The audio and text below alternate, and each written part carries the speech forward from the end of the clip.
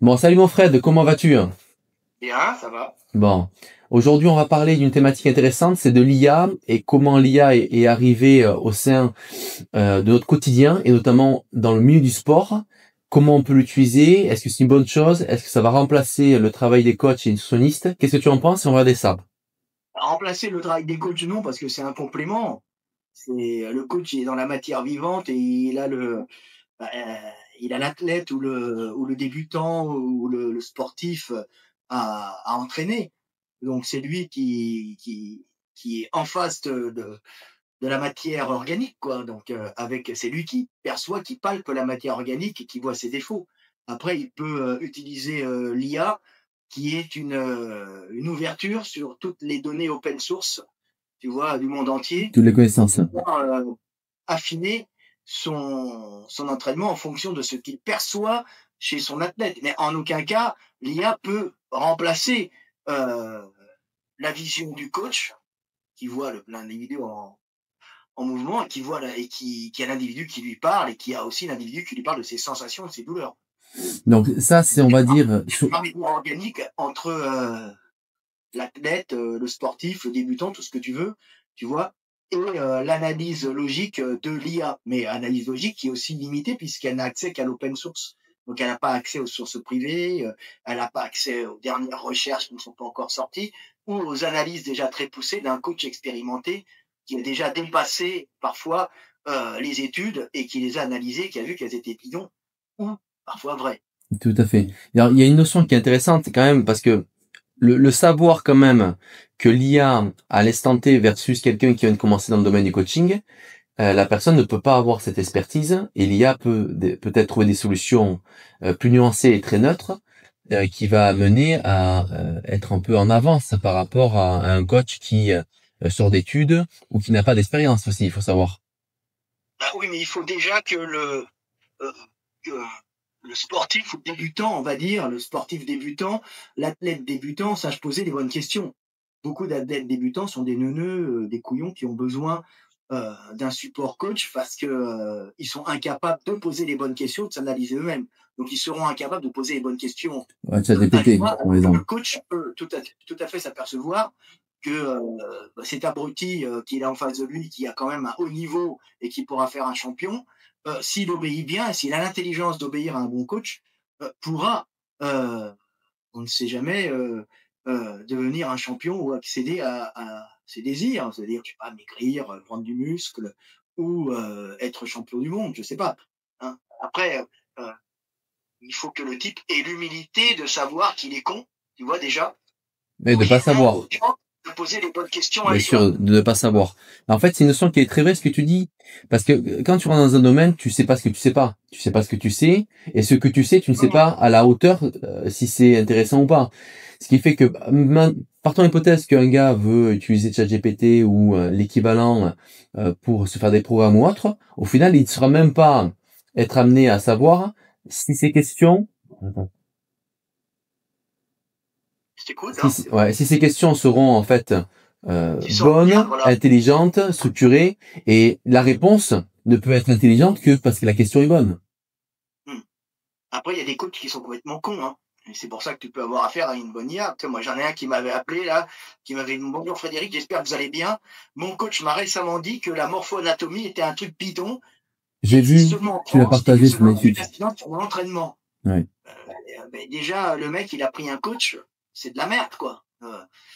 N'importe quel IA lui aurait répondu que la morphologie a une influence sur les risques de blessure et qu'il faut, en fonction de sa morphologie, faire tel ou tel exercice pour ne pas se blesser parce que l'IA a accès à l'open source, donc à une banque de données générale, mondiale, énorme, tu vois, même si elle n'est pas complète, mais déjà énorme, qui lui permet de faire des analyses, souvent justes, parfois fausses, mais qui s'approchent plus de la réalité que celle d'un coach débile qui est influencé par des émotions, par de la jalousie, par du ressentiment, parce que de la vieille Gundil avec la morpho-anatomie l'ont dépassé depuis longtemps et il s'aperçoit qu'il est un coach de merde. Il y a une chose aussi, tu sais, il y a eu une émergence les 10 dernières années d'aller un peu à l'encontre des acquis de connaissances ou de l'expérience de ceux qui avaient la connaissance. et de tout baser sur la science. Et forcément, certaines études n'ont pas pu être mis en place ou mis en évidence suffisamment de durée en rapport à des douleurs, suffisamment de durée par rapport à des blessures, et notamment nos dos, de Jefferson squat, le renforcement du rachis, renforcement en fait des recteurs rachis, de la structure de la colonne au niveau des recteurs du rachis, qui pouvaient au final, à travers un manque de respiration, de gainage, générer des hernies. Donc c'est vrai que l'expérience de l'homme peut supplémenter l'IA si l'IA, par exemple, a pu étudier à un moment donné le fait que faire un soulevé de terre de rond ou un squat de rond est intéressant. Bah, l'IA, elle va voir les études, et s'il y a plein d'études qui disent, parce que des mecs veulent être à la mode, que l'on peut faire du soulevé de terre rond, effectivement, bah, l'IA, elle va piocher là-dedans, et même si c'est pas, si tu veux, c'est statistique sans lettres, mais elle va progressivement intégrer en elle le fait qu'on peut faire du dos rond jusqu'à au moment où, comme elle s'est ignée, elle va rectifier doucement le tir, quoi. Mais effectivement, quand tu as des huluberlus de type zététiciens ou autres qui se mettent pour pouvoir s'imposer à penser contre la vie générale, hein, qui peut être faux mais qui est souvent juste, hein, mais pour s'imposer, qui vont justement essayer de dire le contraire des autres, comme un adolescent va s'imposer, va essayer de s'imposer en allant contre ses parents, contre la société, en se mettant des cheveux verts, je sais pas, en se perçant le nez, tu vois. Bah, le zététicien ou autres vont faire la même chose en essayant d'aller contre la connaissance générale. En disant les dernières études ont dit que, puis ils vont sortir 3 ou 4 études sur 1000, tu vois, Bien où sûr. les mecs ont prouvé que le dos rond était bon dans certains domaines. Oui, le dos rond peut être bon dans certains domaines. Tu as une contracture des muscles érecteurs du rachis qui est due à une mauvaise position. C'est multifactoriel. Pouvoir tirer des charges avec dos rond un peu élevé, ça va t'étirer des muscles, ça va te faire péter des adhérences, hein, et ça va t'enlever des contractions qui créent des lumbagos. Mais bon, d'un autre côté, si tu augmentes la charge, ça peut générer des lésions discales qui peuvent être plus ou moins graves selon les individus, selon leur génétique et selon leur âge. Alors bien Oui, évidemment, plus ils sont âgés, plus ils vont avoir de lésions graves. Non, en général, c'est quand ils sont jeunes, ils ont des oui, lésions parce plus qu'il importantes, y a puisque une, les il y a une- hydratés. Et quand t'es vieux, t'as plus d'hydratation, t'as plus d'énergie, exactement. mais par contre, t'as des lumbagos, tu peux plus bouger et t'as des calcifications, des ostéophytes partout. Mais bon, après ça, c'est des gens qui ont un cerveau de poulet, quoi. Ils ne connaissent que science. Les dernières études ont dit que oui, mais les dernières études sont de la merde. Euh, les études, c'est fait justement pour, la plupart du temps, pour confronter des explications à d'autres explications, à d'autres regards, pour ensuite arriver à faire un consensus général. Hein. Malheureusement, quand les types disent on s'est aperçu que les types qui portaient dos rond des caisses de 20-25 kilos avaient moins de douleur que des mecs qui les portaient fixés, bon, effectivement, ça peut arriver, mais ce ne sont que des caisses de 25 kilos sur des individus qui ne sont pas âgés, donc le risque de se blesser est limité, mais de là à en tirer une conclusion Oui, sur le soulevé, extrapoler. c'est bon, c'est complètement débile, tu vois. C'est un peu comme expliquer que l'arrogante, c'est ça l'arrogante, c'est ça quand Par rapport à quoi? le powerlifter américain en petite catégorie qui avait une scoliose énorme, Ah oui, oui, tout à fait. et Il avait une morphoanatomie bizarre. ils étaient arrivés à la conclusion de regarder, tu vois, c'était la zététique. On a une preuve, c'est l'art qui, tu vois, c'est la preuve, c'est pas la preuve, c'est un individu qui est comme ça. Il fait de rond et il fait du soulevé de terre de rond, il a pas mal, sauf que le bas du dos était droit et que le pauvre Lara Gant avait une scoliose. Il a Et une scoliose souvent, les gars, monstrueuse et une lordose. lui, c'est une scoliose qu'il appelle. Et les scolioses, c'est que tu as la colonne vertébrale en S. Donc, tu n'as pas la colonne vertébrale verticale, hein, je parle pas. Hein, tu as la colonne vertébrale qui fait un double S en général, hein, ce qui est particulièrement gênant. Mais si le S est en général plus marqué, c'est technique, hein, au niveau des vertèbres, au niveau des vertèbres thoraciques, hein, bah, tu vas moins sentir les douleurs puisque de toute façon, les disques intervertébraux au niveau des vertèbres thoraciques sont moins gros. Les régions d'amortissement, c'est essentiellement les lombaires, hein, c'est normal, c'est là la zone qui est libre pour faire des mouvements quand tu marches, quand tu avances, des mouvements de rotation, d'équilibrage du buste. Hein. On est devenu comme ça depuis qu'on est bipède hein, et qu'on n'a plus les oreillettes qui montent vers l'arrière comme les chimpanzés ou les gorilles. Hein. On se déplace d'une certaine façon. Et à ce moment-là, le bas était normal chez Larat, je crois, Gant, mais il avait une super scoliose non opérée d'ailleurs, hein, sur le haut du dos, mais qui était stable, si tu veux. Et l'avantage d'avoir une scoliose, c'est que tu as une colonne en S. Et une colonne en S, c'est fait que tu n'as pas une colonne droite. Alors, c'est gênant dans la vie de tous les jours, sauf en soulevé de terre, ça te permet de limiter ton porte-à-faux. Hein, oui. Oui, il commençait bas. Il commençait bas le travail.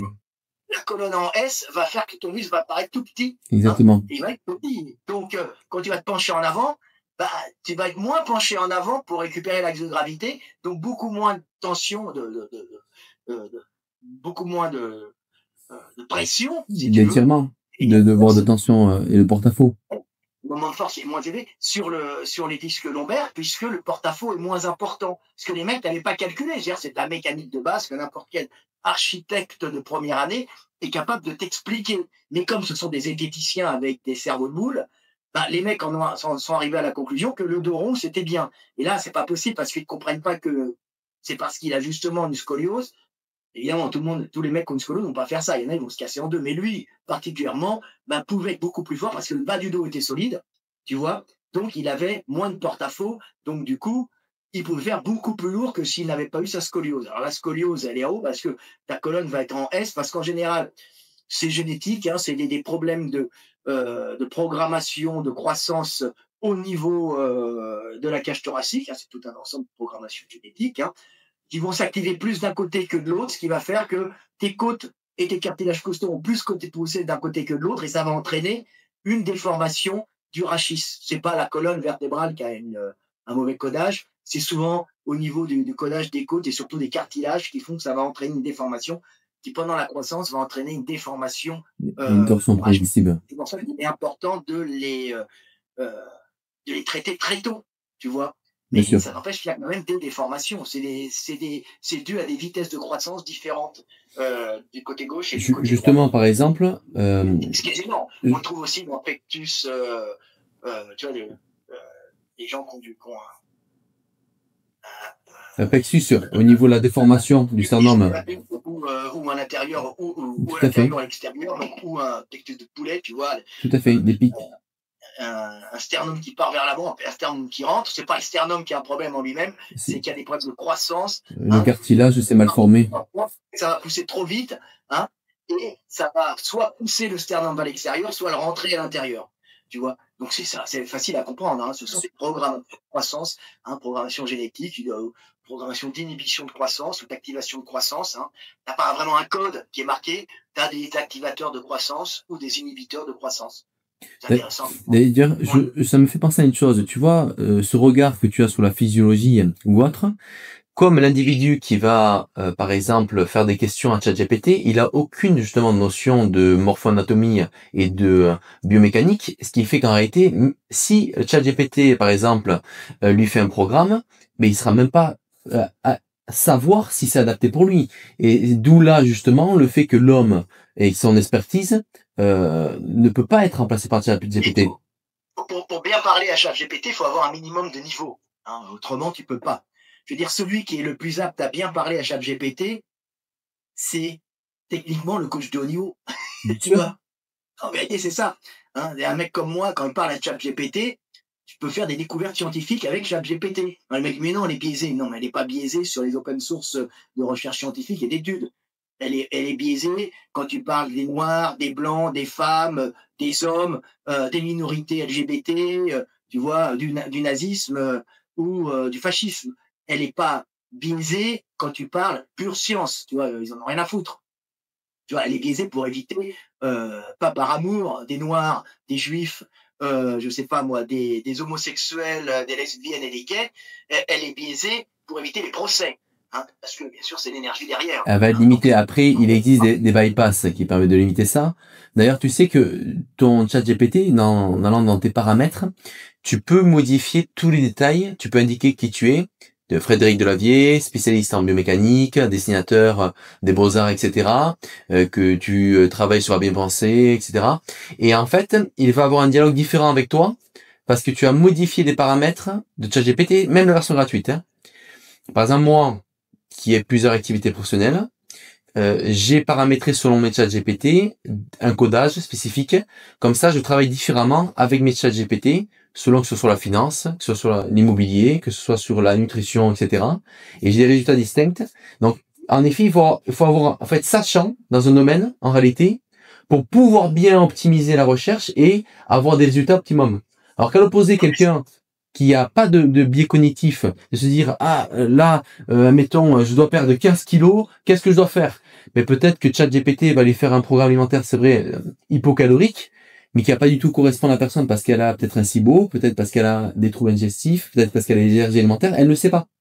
Donc, et aussi peut-être qu'elle a une génétique qui n'est pas adaptée à ce type de nutrition. Tu vas pas faire le même régime alimentaire, hein, qui a des gènes de Mongol, hein, ou un Méditerranéen, bien sûr, un Maghrébin, un Japonais, quoi que ce soit, sahélien ou un subsaharien des forêts tropicales du Cameroun. Bien sûr. Ça n'a rien à voir tout ça. Mais tu vois, justement, et c'est là que l'homme et le coach ou le nutritionniste, selon la thématique, au final gagne ce point, si on peut dire, puisque lui va avoir un savoir quoi chercher, où chercher, et surtout que on va dire le patient ou le client, lui au final est gagnant dans la situation. C'est-à-dire il pense gagner ou économiser de l'argent avec ChatGPT, mais en réalité il va perdre du temps, pour la plupart du temps, parce qu'il ne va pas optimiser ses recherches, optimiser ses résultats, et le travail ou le programme qu'il va avoir n'est pas peut-être du tout adapté à l'individu. Non, mais je sais. Faut faire très attention. Mais ça n'empêche que c'est un outil génial. C'est un outil génial.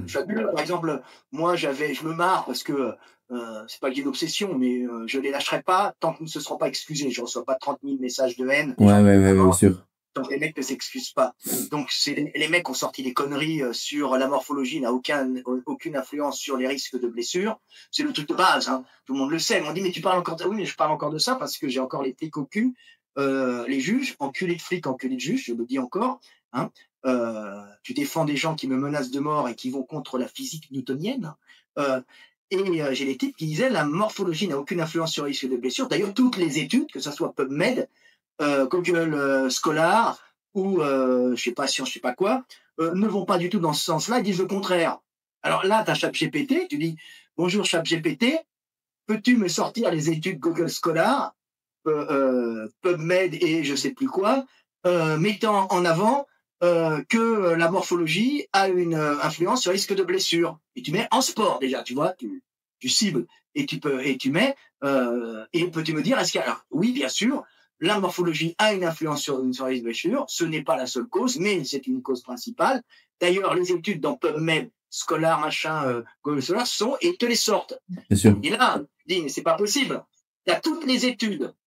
C'est-à-dire, t'en as plein. Ils t'en sortent que 10, 15, 20, mais tu peux en avoir encore plus.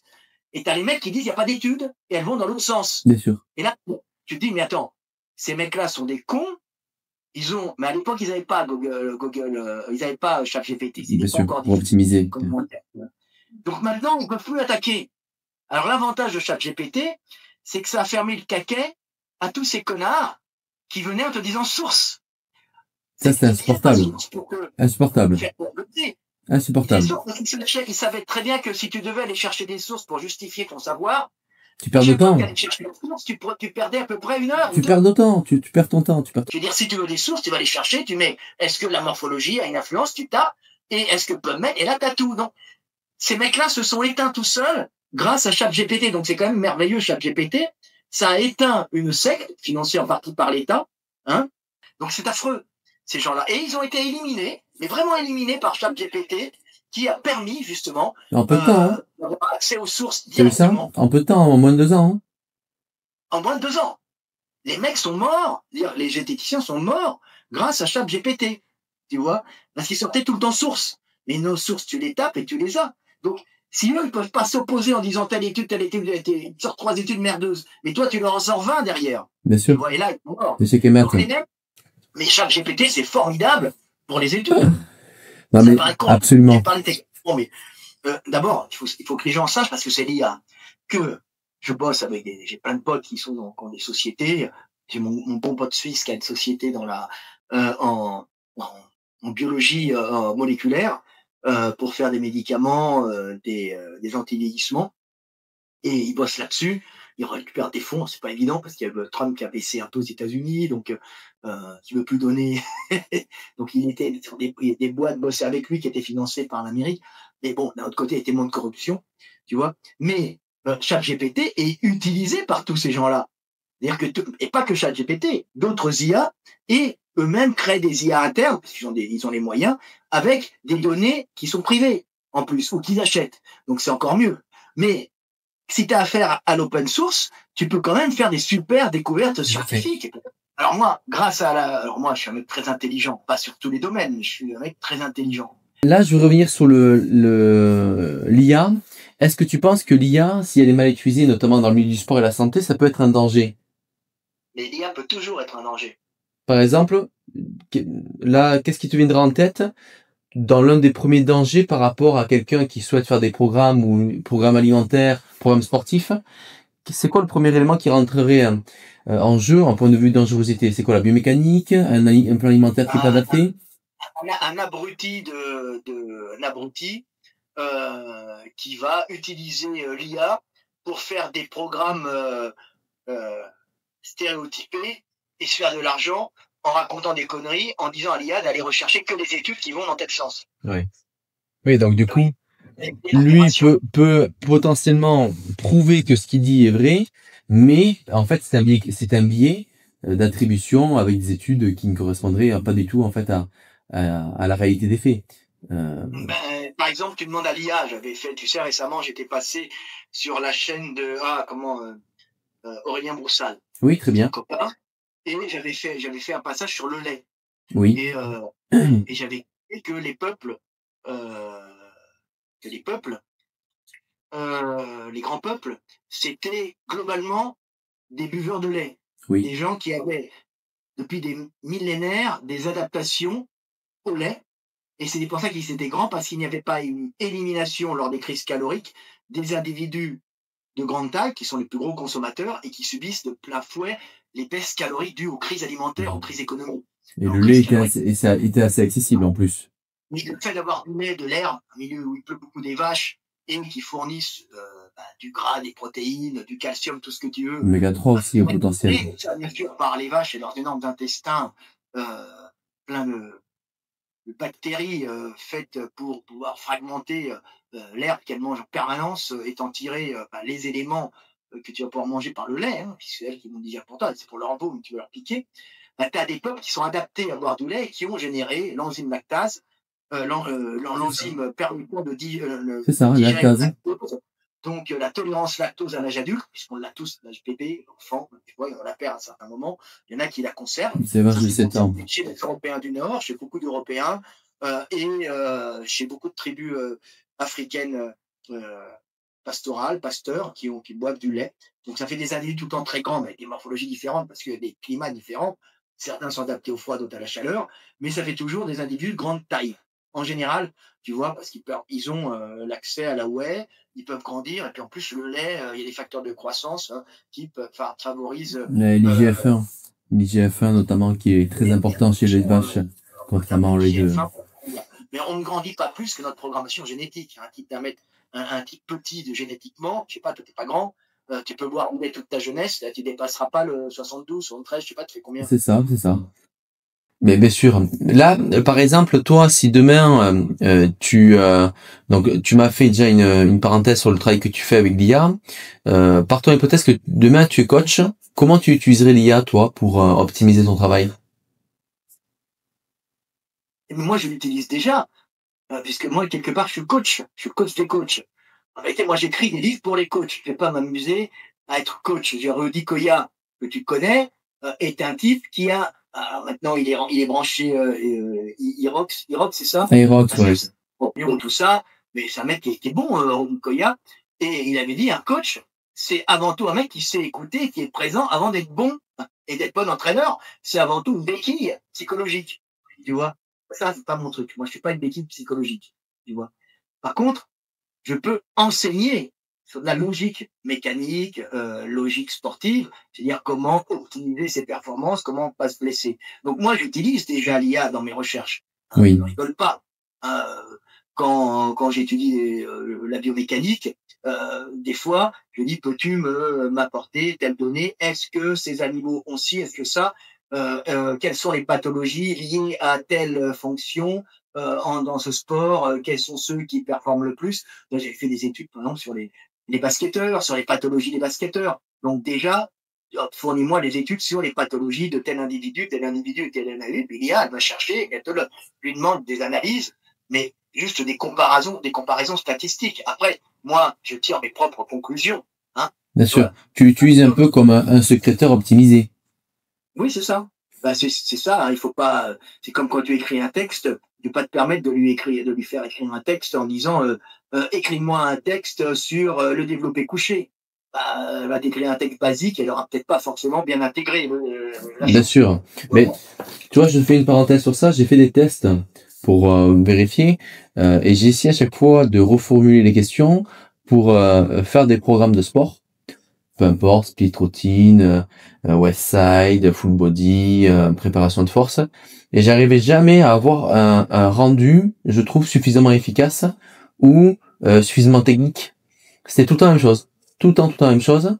Et ça, c'était extrêmement frustrant. On revenait sur une matrice assez basique. Et je lui disais, non, je veux vraiment, tu es un expert, je veux que tu fasses un travail très détaillé où tu m'indiques les tempos, tu m'indiques ceci, là. Et il faut vraiment batailler pour qu'il donne un compte rendu, on va dire, potable. Et en réalité, c'est pas du tout à la portée de tout le monde de faire ça. Ah non, et puis toi, tu es mieux placé pour le faire individuellement.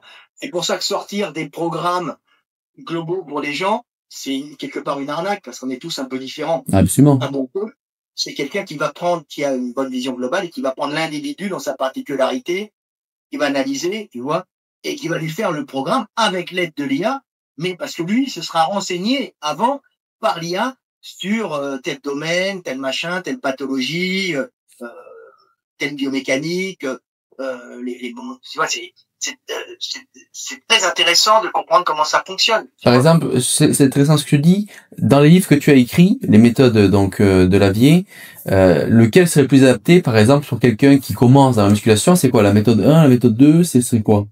La méthode 1, on l'a fait en période Covid, un peu avant. On l'a pas fait en période Covid, mais on Avant. l'a fait avant. Oui. Non, avant, mais elle s'est très bien vendue en période Covid. On l'a fait parce qu'on était emmerdé par Olivier Lafay. Oui, je m'en souviens. Ah, une méthode l'a fait. Le travail poids de corps, pour rappel. Le marketing et qui avait pas des marketing sur le conflit. C'est-à-dire, on attaque Delavier en disant, comme j'étais leader à l'époque, lui, il a disparu. Et moi, j'étais leader et je reste encore le leader. Nous restons le leader parce que nous sommes bons. Avec Gunil. Nous sommes formidables. Et il nous avait attaqué, il avait compris en tant que bon commercial qu'il fallait créer du ressentiment et d'attaque pour que les gens se viennent vers lui en s'unissant contre quelque chose que c'est plus efficace d'unir des abrutis contre quelque chose que d'unir les gens pour quelque chose, tu vois. Un combat contre lui. Donc, c'est normal, on se protège. Hein. On crée un ennemi imaginaire, de la vie et Gandhi, la musculation, et on crée ça. Et nous, comme on voulait se parer, on avait déjà nos bouquins, on a dit on va créer la méthode de la vie, comme c'était la mode pour tous les jeunes, la méthode de la vie sans appareil. Bon, c'était une époque où il n'y avait pas toutes ces salles de gym qui étaient là, toutes ces salles low cost, c'était très cher d'aller en salle de gym, et il n'y avait pas de matériel de street workout dans la rue. Donc les gamins, bah, quand ils n'avaient pas d'argent, ils ne pouvaient pas aller à la salle, comme nous musculeux, on va aller à la salle, on a nos home gym personnels, c'était rare à l'époque. Hein. Donc les gamins, il avait trouvé le truc de leur faire de la musculation très ordonnée. C'est ça, chaise, traction. C'est pas mal, c'est pas mal, mais c'est pas bien, c'est son côté de l'unir contre quelque chose. Bon, c'est intelligent aussi. Bon, sur les forums, parce que c'est un monde, il faut rappeler aux auditeurs, c'est un monde où Facebook n'existait pas quasiment, c'était que des forums. Et il y avait, c'est vraiment sur jeuxvideo.fr ou com ou autre, même des forums dédiés, où il y avait à fond ce duel absolu entre Olivier et toi. Pas moi, Olivier, moi, Gundil. Ouais. Et j'ai dit, écoute, moi, je suis un peu méchant des fois, on va sortir un livre, la méthode de la vie, sans appareil, rien que pour l'emmerder. Et lui prendre une part du marché. Et parce qu'il nous a fait chier. Donc on a fait un très très bon livre pour le faire chier, mais on a rajouté 2-3 haltères, parce que lui, il dit qu'on ne fait pas d'haltères. Nous, on a mis des haltères, extra pour l'emmerder, tu vois. Et c'est pas au poids de corps, et on rajoute un peu de poids. Et ça, c'est pas la méthode 1, parce que dans la méthode 1, il y a quand même, la méthode. parce qu'il y a quand même, il y a les haltères, il y a les bancs quand même, il y a un petit peu de matériel, on va dire. Voilà. Et cette méthode, après, on a fait la méthode 2, c'est toutes les machines de sport, les programmes, toutes les machines de musculation. Les techniques. Celle-là a explosé puisque les salles ont explosé en même temps. Tu vois? Et on a eu la chance, ensuite, dans notre malheur, on a eu la chance d'avoir le Covid. Et le Covid, tout le monde est resté enfermé chez soi. Et comme tout le monde est resté enfermé chez soi, bah, les gens ne pouvaient plus aller en salle de gym. Voilà. Les gens ne pouvaient plus aller en salle de gym. Ça, c'est la méthode 2 pour la salle de gym. Exactement. Et ben, les gens, ils nous ont racheté la méthode 1 par dizaines de milliers parce qu'il y avait le Covid et ils ne pouvaient plus sortir. Donc, le Covid nous a fait gagner notre vie très, très, très bien. Tu vois? Parce que les gens étaient enfermés, ils ne pouvaient pas aller à la salle de gym. Exactement. Ça a été super, ça. Des méga ventes. Et on l'avait fait pour faire chier Olivier. Ben, tu vois, c'est une revanche qui a été lucrative. Voilà, mais Olivier l'a fait, qui est quelqu'un qui n'avait pas fait, je le répète encore, sa méthode n'était pas une mauvaise méthode. Je n'attaquerai jamais le livre d'Olivier, c'était même très bien pour les gamins. Ça n'avait rien à voir quand tu ne pas t'entraîner. Il y avait un forum, ils étaient tous contents en discuter, mais ils unissaient contre quelque chose. Contre moi, on va dire que c'était pas de guerre, mais il nous a fait chier, tu vois. Ouais, je m'en souviens très bien. J'étais spectateur à l'époque, c'était terrible. Quoi? J'étais spectateur à l'époque, c'était terrible. Mais, à la rigueur, il apportait quelque chose avec sa méthode. Bien sûr. Bah, disons que c'était un marché, il fallait le prendre. Il était là, le marché. Donc, ça aurait été idiot de pas le prendre. On n'avait pas d'argent. Nous, on travaille pour les mecs en salle. Et après, les gens, ils ont tous des ateliers de street workout en bas des cités, comme à Grigny, à Paris, il y en a partout, que taille à Bercy, où il y a tous les blacks qui sont sympas, ou taille en face, à côté de la Sorbonne, la mer, comment ça s'appelle, au Luxembourg. T'as plein de spots super sympas, avec une super ambiance, hein, où tu peux aller, attention, hein. Les mecs font racaille, tout ce que tu veux, mais l'ambiance, elle est extra. T'as de tout. Ouais, les Français. Ils sont un bloc pour le sport. Les milieux, que ça soit de la haute bourgeoisie, parce que très caste, en passant par les mecs des cités, ou les Afghans, les blacks, des gangs, mais tous unis par cette passion du sport. Là, il n'y a plus rien. C'est fraternel. Et c'est vraiment c'est agréable, si tu veux. Tu vois. Et ça fait tomber le pauvre Olivier, qui maintenant est dépressif et dans son coin, parce qu'il ne vend plus rien. Ben, disons que tu as remarqué qu'il y a une chose, c'est les tendances constamment. Là, tu me parles de street workout. C'est vrai que le street workout a été, on va dire, prôné pendant 10-15 ans à bloc. Il y a des concours partout, de traction, des muscle up. Aujourd'hui, il y a eu beaucoup de calisthénie qui a été mis en place. Puis après, le CrossFit était là. Maintenant, c'est l'Aerox. Demain, tu vois. Et en fait, tous ces cycles, toute la vie est faite de cycles. La muscu en base. La muscu, c'est une base. La muscu regroupe tout dans l'absolu. Donc, en fait, pareil, la force athlétique. Et ça revient à gaver la mode sur les réseaux. Pourquoi? Parce qu'il y a des porte-étendards qui vont mettre en avant et dire, ah, c'est sympa, ça. Et moi, par exemple, ça fait 11 ans que je fais du coaching.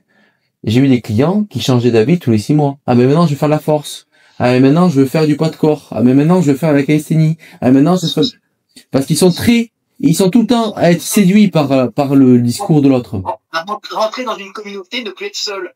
Tu vois, la communauté du street workout, la communauté du calisthénique, la communauté de comment ça s'appelle, les crossfitters.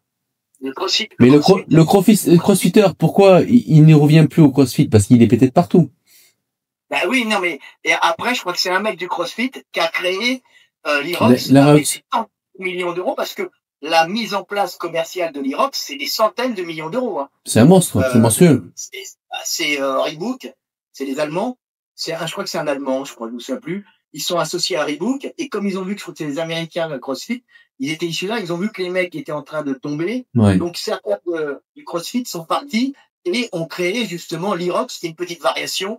Oui, il n'y a pas d'haltéro. Il n'y a pas d'haltéro. L'Irox, tu vois, l'Irox a débuté à tel endroit. Elle n'a pas débuté. Il y avait quelques mecs qui faisaient ça. On a créé une histoire. On a balancé de la pub et en 2 ans, ils ont financé le FIBO, tous les clubs de sport, des pubs partout, et ils se sont imposés avec au minimum 100 millions d'euros de business. Ouais. En plus, ils ont un business plan qui est intelligent parce qu'ils créent de l'exclusivité et de la rareté de par le fait que tu peux pas faire un aéros comme tu veux. Tu peux t'entraîner chez toi, tu peux t'entraîner en club comme tu veux, mais si tu veux participer à une compétition, c'est très compliqué. Oui, oui, et en plus, tu te regroupes en tant que pote. Et ils ont vu que ça blessait beaucoup, donc ils ont éliminé certains mouvements blessants, comme tous les mouvements d'haltérophilie qui sont trop techniques, et ils les ont remplacés par d'autres trucs. Alors, ils vont quand même avoir des mecs qui vont se péter les mollets, des trucs comme ça va arriver. Hein. Oui, Mais c'est surtout si, la fatigue de la course avec des pyrocytes, potentiellement une tendon d'Achille qui peut rompre avec de l'accélération, ce genre de choses. voilà. Puis voilà. Il n'y avait pas de natation, CrossFit, je me souviens même plus. Non, non, ils ont jamais mis de natation, non, dans les triathlons. Ouais.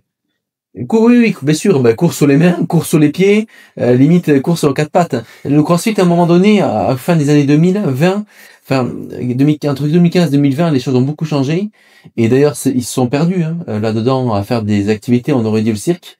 Et je pense que c'est pour ça que certains en sont partis, parce que Et pas les pneus aussi, c'est pas eux qui avaient les pneus. bien sûr, bien sûr, bien sûr. En fait, Oh, ils ont mis comme un peu un contexte de force, tu sais, un peu de force athlétique avec du soulevé de terre, de l'épaule jeté, du clean, du bench, de la poussée de traîneau, mais toujours dans l'extrême. Alors, un dopage forcément extrême pour avoir des performances comme ça. Bon, mon Fred, est-ce que tu veux qu'on rajoute quelque chose par rapport à tout ce qu'on a raconté là? je sais pas, après l'IA, c'est complexe. Moi, j'utilise beaucoup l'IA, mais maintenant, j'utilisais pas avant. J'ai découvert, maintenant, je m'amuse comme un enfant. Donc, Non, mais je la fais fichier, par exemple, l'IA, moi, que j'utilise, par exemple, pour faire des traductions. ouais, je vais te donner l'exemple, ouais, comment je suis. Les traductions allemandes. Ah, ça, c'est super, mais bien sûr. Bien sûr.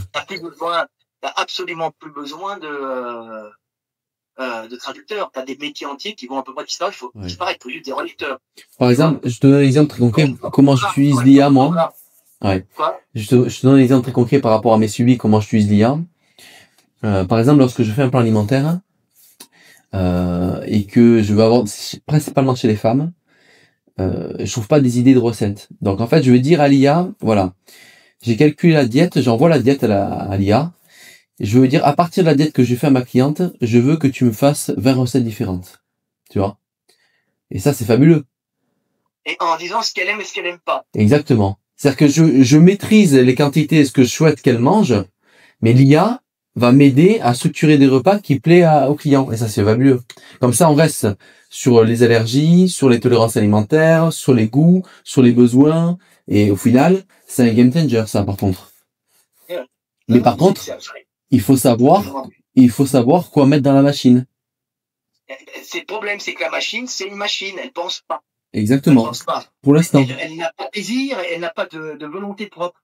Donc c'est toi qui lui imprimes tes désirs et tes volontés. Autrement, elle fera rien. Tu vois? Donc, faut lui mettre dans la tête tes désirs. Malheureusement, la plupart des gens, c'est des obéissants, ils n'ont pas de désir et pas de volonté, pas de vision. Le pouvoir de l'IA est monstrueux. Il est dingue et il faut savoir l'utiliser. Tu peux pas faire de l'IA.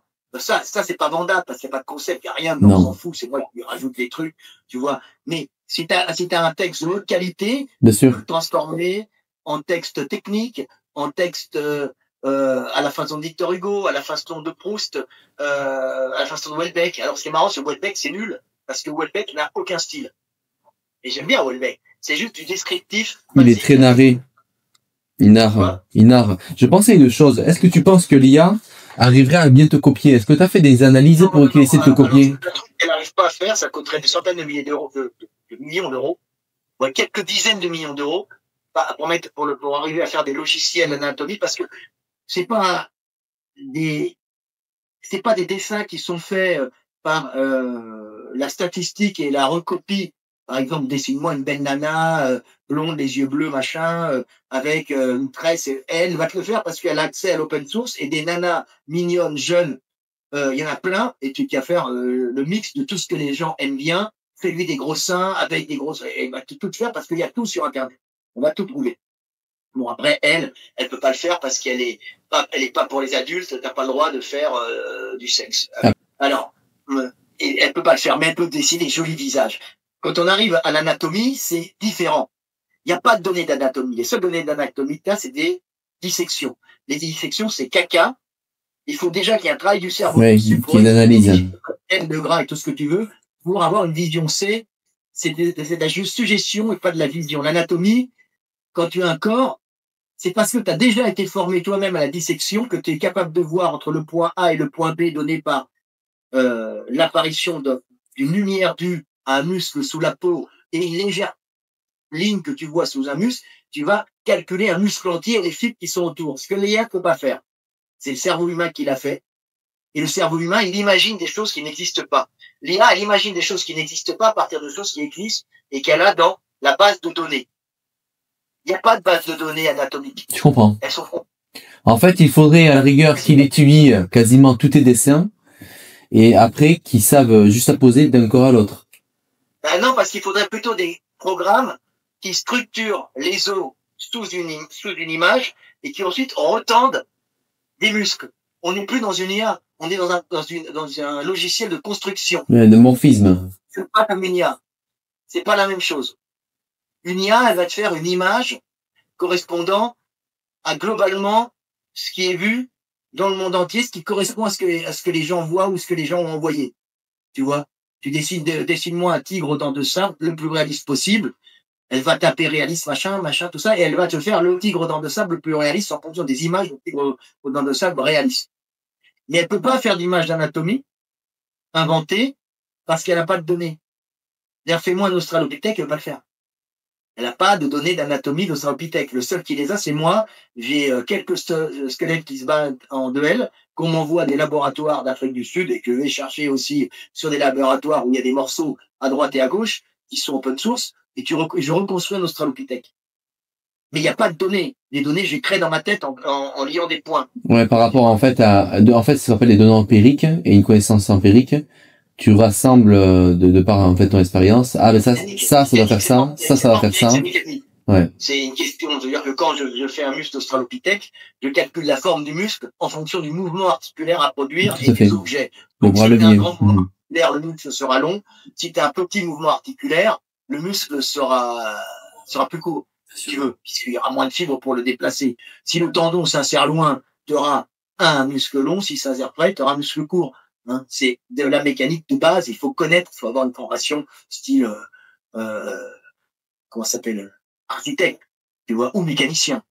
Tu vois, ce que l'IA n'a pas. L'IA ne fonctionne pas comme ça. Je comprends, oui, ça fait. L'IA, quand elle écrit un texte, elle écrit sur des tokens, c'est-à-dire, elle calcule en fonction de ce que tu as demandé les sons, les syllabes, les lettres qu'on retrouve le plus fréquemment. C'est même pas des fonctions. Mais elle fait pas que des tokens. Les tokens, elle va mettre la syllabe qui va après qu'on retrouve le plus souvent. Ou la lettre. Mais elle fait aussi son analyse sur le mot qu'on retrouve le plus souvent après. Et mieux encore, sur la phrase qu'on retrouve le plus souvent après, ou le groupe de mots. Ou mieux encore, sur le type de paragraphe qu'on va retrouver après, et la finalité des paragraphes avec le mot qui se termine. Elle fait des analogies comme ça, terribles, avec une puissance de calcul monstrueuse où elle va calculer justement les fréquences statistiques des structures, pas sonores, mais des structures de voyelles, tu parles. Lettres, oui. Que tu vas regrouper en groupe de lettres, que ça soit en lettres seules, en groupe de syllabes, en mots, en phrases, en groupe de mots, en phrases ou en paragraphes. Et elle va faire un mix de tout ça pour te créer la phrase dont tu désires. Tu vois, statistiquement. Oui. Tu vois et ça se fait automatiquement par des programmes que les mecs avaient du mal à... les mecs ont créé, mais ils ne peuvent pas prédire ce qui va arriver. Oui, d'ailleurs, c'est une chose qu'ils savent pas faire, c'est en rapport à cette prédiction aussi, faut savoir. Quoi? La prédiction de l'IA, les créateurs ont du mal. Parfois, à ajuster les choses. Oui, complètement, la base de données est trop importante. Une lettre, elle va encore le changer. C'est très organique, ça fonctionne comme un réseau neuronal. Oui. Je sais pas si les gens comprennent, hein, je suis très intelligent, je parais pas, mais je suis très, très intelligent. En fait, au fur et à mesure, il va ressembler de plus en plus au cerveau humain, l'IA. Ouais, mais pour l'anatomie, on est encore sur un problème, puisque c'est du non-vu. D'accord, je vois ce que je veux dire. C'est-à-dire qu'en fait, il ne pourrait pas comme il n'a pas la capacité de se projeter, il ne peut pas recopier. Voilà, il peut pas copier. Il peut copier la couleur, copier vaguement la forme, mais il est incapable de voir les structures sous-jacentes au muscle. Tu avais fait par exemple un test sur IA d'envoyer une photo et... Par l'intérieur et pas par l'extérieur. Et on dessine par le non-vu, il va calculer ce qui est vu. Alors que l'IA calcule par ce qui est vu, déjà vu. Ouais. C'est deux façons de vivre le monde. Ouais. Parce que tu vois, regarde, aujourd'hui, il y a eu beaucoup de trends par rapport à des dessins. Toi, tu me mets en cartoon, tu me mets en manga, tu me mets aussi. Mais sur la partie, on va dire purement anatomie, ça, il sait pas bien faire. Pas faire. Ouais. Par Parce contre, qu'il y a en dessous. une chose, tu testeras. J'ai pu faire envoyer à l'IA en fait des radios pour analyser, par exemple, des pathologies. Par exemple, un os spécifique qui avait un œdème que tu vois pas à l'œil. Eh bien, il arrive quand même à trouver. Hein. Il est très bon là-dessus. Alors, Sur un plan médical. c'est comme ils avaient fait le fond d'œil. En analysant le fond d'œil, ils arrivent à déceler des pathologies. Même des pathologies, alors c'est statistique, puisqu'ils ont le fond d'œil de milliers de personnes. Et alors ce sont certains hôpitaux américains qui avaient fait ça, je crois. Donc, ils ont des milliers de personnes, ils ont fait des fonds d'œil et ils ont tout le dossier médical de la personne. Tu vois, ils citent pas les noms.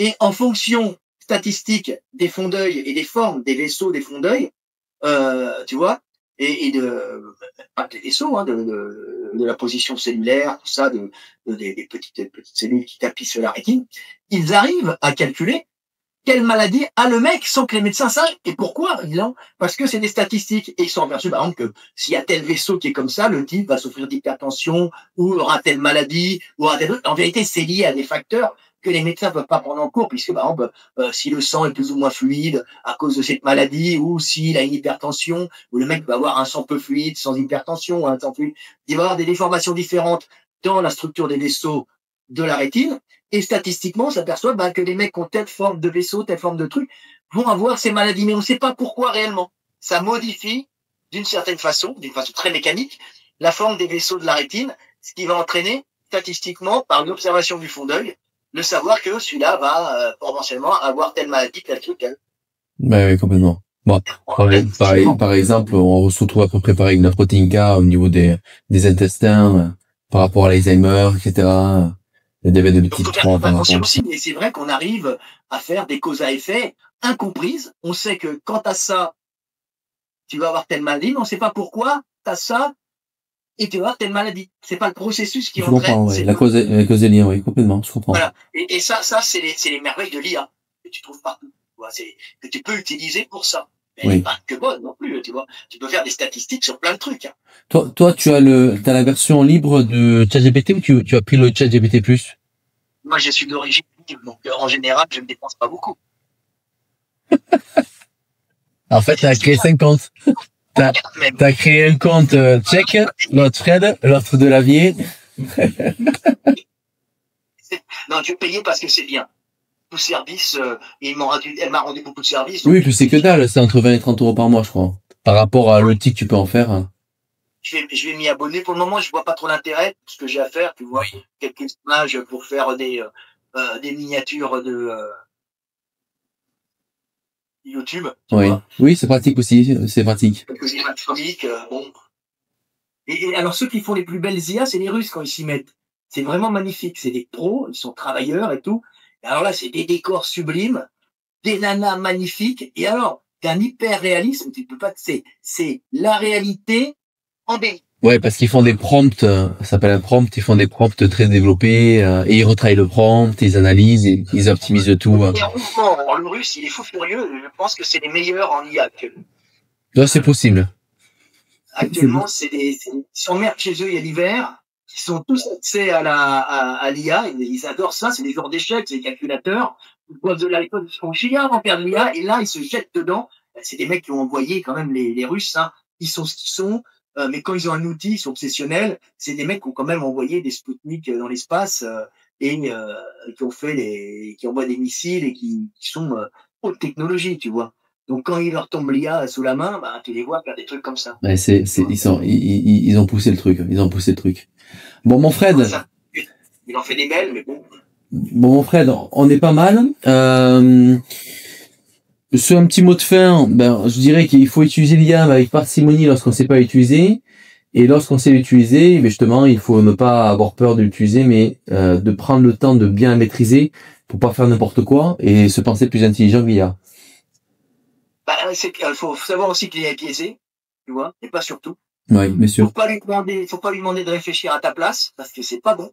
Oui. Faut lui demander de t'aider dans ta réflexion, ce qui est différent. Exactement. Faut lui demander d'analyser des choses tu vois, et pas lui laisser il faut pas lui laisser de liberté dans l'analyse parce que elle est biaisée, elle est bloquée. Non, non, elle est là comme un outil merveilleux pour t'apporter des données, des statistiques, pour t'aider à reformuler certaines choses quand tu n'as pas la capacité de formulation, en sachant que si toi-même déjà tu formules bien, et tu es un des meilleurs à formuler, quand tu la feras reformuler, elle pourra peut-être améliorer, pas toujours, mais elle pourra peut-être améliorer les choses, tu vois. Moi, moi, je l'ai eu des fois me faire des grosses erreurs, tu vois. Ah, on ne peut pas dire si, j'y si. C'est sur la vitesse de respiration. J'y mets mon vécu, moi-même. Tu ne peux pas changer parce que c'est mon expérience, c'est ma personnalité. Hop, pardon. Tu vois. Bon, elle n'est pas intelligente. Hein. Tout Alors, à faut fait. savoir aussi. Tu peux lui demander, tu peux la demander au contraire, de pas être consensuel et d'être amené à vouloir acquiescer constamment à ce que tu dis, en amont, en instruction. Tu peux lui demander d'être au contraire plus formel, plus neutre sur ses propos, ou conformiste. En fait, on peut tout faire, mais idem, il faut savoir qu'on peut le faire. Donc on revient au point de départ, si tu sais pas utiliser l'IA, ce qui en sort, en fait, n'est pas utilisable. C'est pas utilisable. Et il y a un truc qu'il faut savoir, c'est parce que les gens ne comprennent pas, c'est que les gens disent l'IA est consciente. L'IA n'est pas consciente. L'IA n'a pas de conscience. Elle est une copie de la conscience. Elle est un fantôme de la conscience, mais elle n'est pas consciente. Mais ce qu'il faut savoir, c'est que l'IA, c'est pas un truc tout seul. L'IA, c'est l'extension de ton analyse. C'est toi, l'IA. Oui, c'est ce qu'on appelle un peu un transhumanisme. C'est toi, tu es l'IA. Mais l'IA, sa conscience, c'est toi. C'est-à-dire que vous êtes en symbiose. Toi, tu es la conscience de l'IA, elle est ta puissance d'analyse. Mais la volonté, c'est toi, et la conscience, c'est toi. Et c'est toi qui es connecté au monde par tes sens, par la douleur, par la joie, par le plaisir, par la jalousie, par tout ce que tu veux, par tes sens qui te font ressentir le monde. L'IA ne ressent rien. Mais c'est toi qui es sensation, émotion, et qui va demander par tes désirs profonds, ta volonté, à l'IA de rechercher ce que tu désires et d'analyser ce que tu veux. Et avec vous deux, vous avez à ce moment-là le combo parfait de la conscience et le désir, hein, associés, et la volonté associée à l'analyse pragmatique pure et dure. Bon, merci mon Fred, on essaie de se rappeler bientôt pour d'autres podcasts, ça te va? Ouais. Et parce que toi, je crois qu'il est 1 heure plus tard chez toi, non? Non, pareil. Même Non, pas j'ai le même rythme. J'ai découvert qu'en Europe, je croyais que c'était partout pareil, puisque je voyageais partout, mais dans des zones, il y a partout. Ouais. J'ai vu que la Roumanie avait 1 heure de plus, de moins, je sais plus. Elle est à l'est. Je crois que t'as 1 heure de plus, hein. T'as quoi? Il est 23h40 chez toi, là. Bon. Passe une belle soirée. On se dit à très vite, mon Fred. Et puis après, on verra ensemble pour faire d'autres thématiques et je t'enverrai un petit message. À bientôt. Je te remercie. C'est bon. Salut, mon Fred.